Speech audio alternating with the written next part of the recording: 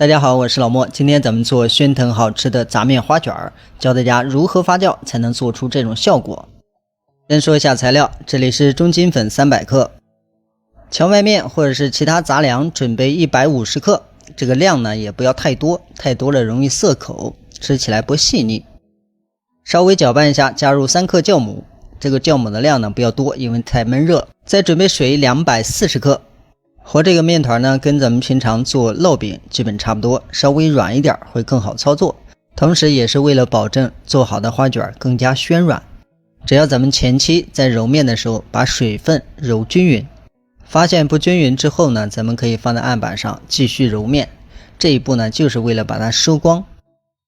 揉好之後，整個面團像这樣比較滑，不粘手了，然後直接装起來發酵。第一次發酵一定要保證發透，但是不能发过，這是關鍵。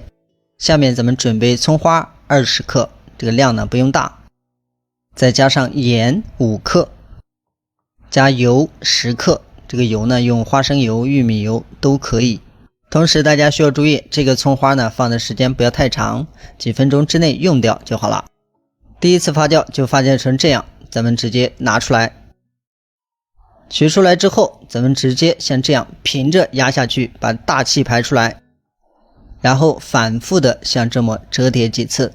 這個時間呢不用長，但是每次呢一定要把每一個地方都壓平，把更多的氣排出來，後面就好揉了。其實揉面這一步也決定了最後是否暄軟，因為咱們揉面可以讓它起筋，這樣它支撐力更好，蓬鬆更大更好。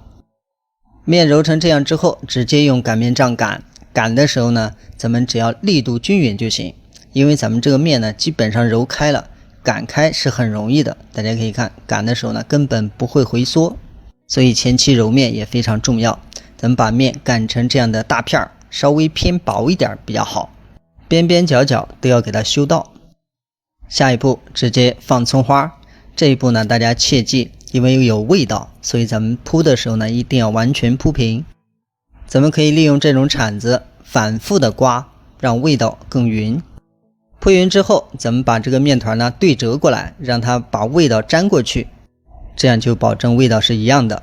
然後呢從一頭捲起來，捲的時候一定要捲緊，不然咱們後期做造型呢它會很散很亂，所以呢要捲緊一點。下一步去掉面頭，然後切出3公分寬，每一個小劑子都是一樣大。下一步把2個面劑兒對在一起，像這樣壓住，然後用手像這樣給它捏着往外拉，轉一圈，然後把下面對折過來就可以了。其實呢就是這麼簡單。像這樣咱們全部捏好之後，就可以進行2次發酵。這一步很關鍵，2次發酵呢一定要發透發大一點，但是發好之後它很蓬鬆，但是能支撐住，這個就很關鍵了。最後的暄騰程度就是這一步決定的。記住，發大，按下去能夠回彈，不會塌，然後直接上鍋蒸，中火18分鐘出鍋。